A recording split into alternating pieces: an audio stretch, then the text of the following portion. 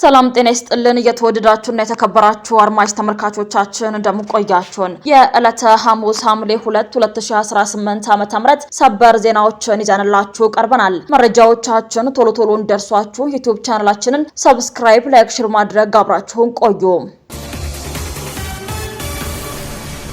የትግራይ ወጣቶች ለሱዳን ጦር እየተሸጡ መሆኑን ጠቅላይ ሚኒስትር ዶክተር አብይ አህመድ ተናገሩ። የፕሪቶሪያው የሰላም ስምምነት ከተራ የድርድር ሂደት ባለፈ ለዘላቂ ሰላም መሰረት መሆኑን የገለጹት ጠቅላይ ሚኒስትሩ በትግራይ ክልል ውስጥ አሁን ድረስ ህዝቡን የሚያመሱና ወጣቶችን ለሱዳን ጦር አሳልፈው የሚሸጡ ኃይሎች መኖራቸውን ይፋ አድርገዋል። ጠቅላይ ሚኒስትሩ በወቅታዊና ብሔራዊ ጉዳዮች ላይ በሰጡት ማብራሪያ የፕሪቶሪያው ስምምነት ለሀገር ሰላም ሲባል የተደረገ ትልቅ እርምጃ መሆኑን አስገንዝበዋል። ፕሪቶሪያ እንደ ድርድር ብቻ መታየት ያለበት አይደለም ያሉት ጠቅላይ ሚኒስትሩ መንግስት ለሰላም ሲል ከፍተኛ ዋጋ መክፈሉንና መውረስ የሚቻላቸውን በርካታ ሀብቶች ጭምር ለሰላም እድል ለመስጠት ሲባል ሳይነካ እንዲመለስ ማድረጉንም ገልጸዋል። ይሁን እንጂ አሁንም በክልሉ ውስጥ ሰላምን የማይፈልጉ አንዳንድ ምሩካን የትግራይን ህዝብ እያመሱ እንደሚገኙና ሰላማዊ ህይወትን እያስተጓጎሉበት እንደሆነም ጠቁመዋል። አክለውም እነዚህ ሰላምን የሚያወኩ ኃይሎች የራሳቸውን ቤተሰቦች በአዲስ አበባና በውጭ ሀገራት በሰላምና በምቾት እያስቀመጡ በክልሉ ግን የንጹሃንን ህይወት ለብጥብጥ እየዳረጉ መሆኑን ገልጸዋል። በተለይም በአሁኑ ወቅት በርካታ የትግራይ ወጣቶች ታፍሰው በሱዳን ለሚካሄደው ጦርነት በገንዘብ እየተሸጡ እንደሚገኙ የገለጹት ጠቅላይ ሚኒስትሩ ይህ ድርጊት በአስቸኳይ ሊቆም እንደሚገባም አሳስበዋል። በመንግስት በኩል ለሰላም የተዘረጋው እጅ የጸና ቢሆንም በፕሪቶሪያ ለምን ተስማማችሁ በማለት ስምምነቱን ለማደናቀፍና ሀገሪቱን ወደ ሌላ ግጭት ለመክተት የሚፈልጉ ኃይሎች መኖራቸውን ህዝቡ ሊገነዘብ እንደሚገባም አስገንዝበዋል። በተያያዘ ዜና በትግራይ የኦርቶዶክስ አባቶች ላይ የግድያ ሙከራ መደረጉ ተገለጸ። በትግራይ ክልል ራሱን ችሎ በተደራጀው መንበረ ሰላማ ኦርቶዶክስ ተዋሕዶ ቤተክርስቲያን ከፍተኛ አባቶች በሆኑት በብፁዕ አቡነ ናትናኤልና በብፁዕ አቡነ አረጋዊ ላይ ትላንት ሌሊት 6 ሰዓት ተኩል ላይ የተኩስ ጥቃት መፈጸሙን ተቋሙ አሳውቋል። በጥቃቱ በአባቶች ላይ የደረሰ አካላዊ ጉዳት ባይኖርም ድርጊቱ ከፍተኛ ማውገዝን አስከትሏል። ቤተክርስቲያኗ ባወጣችው መግለጫ ጥቃቱ የህወሓት ኃይሎች እንደፈጸሙት የገለጸ ሲሆን መንስኤውም አባቶች በክልሉ እየተካሄደ ያለውን የግዳጅ ወታደራዊ አፈሳን በጽኑ በማውገዛቸው እንደሆነም ተመላክቷል። ድርጊቱን በተመለከተ ከህወሓትም ሆነ ከሚመለከታቸው የመንግስት አካላት ጋር እስካሁን የተሰጠ ምላሽ የለም።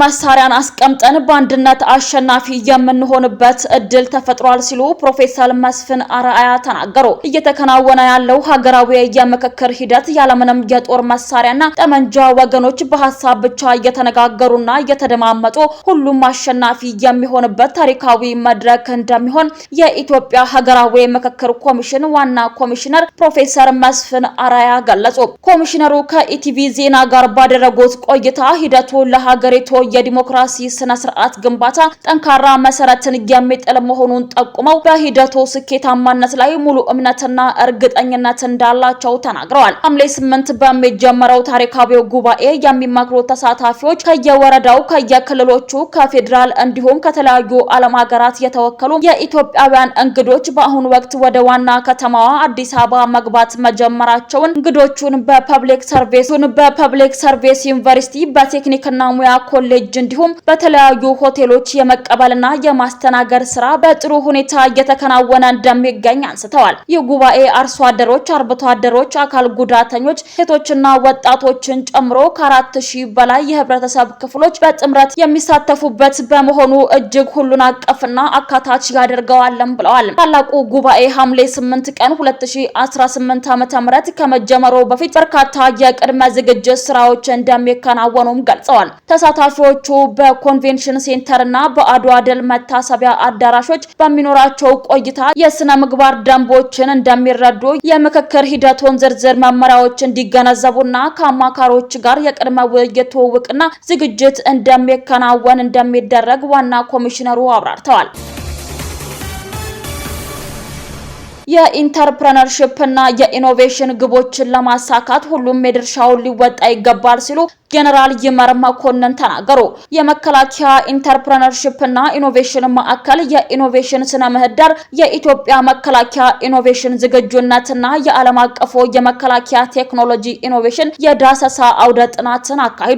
በአውደ ጥናቱ በክብር በአንድነት የተገኙትና ውይይቱን የመሩት የመከላከያ የኢንተርፕረነርሺፕ እና ኢኖቬሽን ማዕከል የአመራር ካውንስል ሰብሳቢ ጀነራል ይመር መኮንን አሁናዊ ዓለም አቀፋዊ ሁኔታዎችን ያገናዘበ የምክክር መድረክን በተከታታይ ማካሄዱ የሚደነቅ እንደሆነም አንስተዋል። መከላከያን ትራንስፎርም ማድረግ የሚያስችሉ አዳዲስ የፈጠራ ስራዎች አሉት ያሉት ጀነራሉ መከላከያን ትራንስፎርም ማድረግ የሚያስችሉ አዳዲስ የፈጠራ ስራዎች አሉት ያሉት ጀነራል መኮንኑ ስትራቴጂ፣ ፖሊሲ፣ ሀብትና የሰው ኃይልን አቀናጅቶ በእልህና በቁጭት መስራት ይጠበቃልም ብለዋል። የፈጠርናቸውን አቅሞች ማብዛት አስፈላጊ መሆኑን አንስተው የኢንተርፕረነርሺፕ እና ኢኖቬሽን ግቦችን ለማሳካት ሁላችንም የድርሻችንን ልንወጣ ይገባል ሲሉ ጀነራል ይመር መኮንን መልእክት አስተላልፈዋል። የመከላከያ ኢንተርፕረነርሺፕ እና ኢኖቬሽን ማዕከል ኃላፊ ብርጋዴር ጀነራል አብዱላ መሐመድ የኢትዮጵያ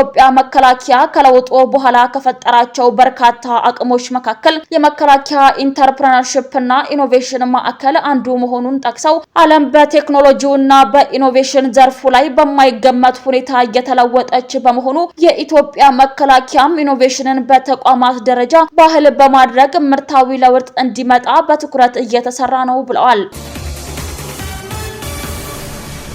የኢትዮጵያ አየር መንገድ ከሐምሌ 3 ቀን 2018 ዓ.ም ጀምሮ ወደ ሚዛን አማን ከተማ በሳምንት 3 የቅድመ ምረቃ በረራ እንደሚያደርግ አሳውቀዋል። የሀገር ውስጥ የበረራ አድማሱን እያሰፋ የሚገኘው የኢትዮጵያ አየር መንገድ በቅርቡ ወደ ደብረ ማርቆስ ከተማ የቅድመ ምረቃ በረራ መጀመሩም ይታወሳል።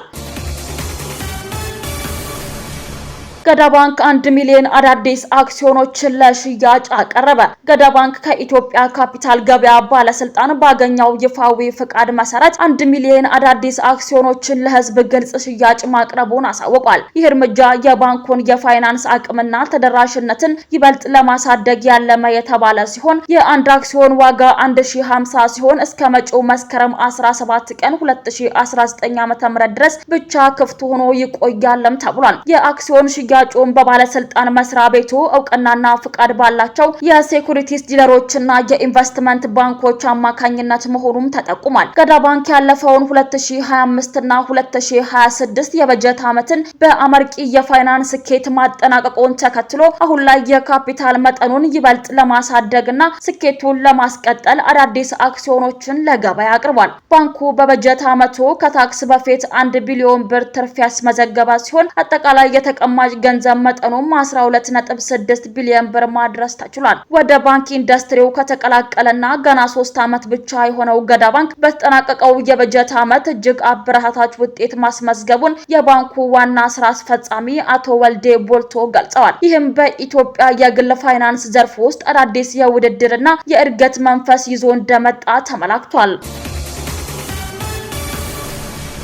ውድ አድማጭ ተመልካቾቻችን ለሰዓቱ ያዘጋጀንላችሁ ሰበርና ወቅታዊ መረጃዎቻችን እነዚህን ይመስሉ ነበር። አብራችሁን ስለነበራችሁ ከልብ እናመሰግናለን። በያላችሁበት ሰላም ቆዩን።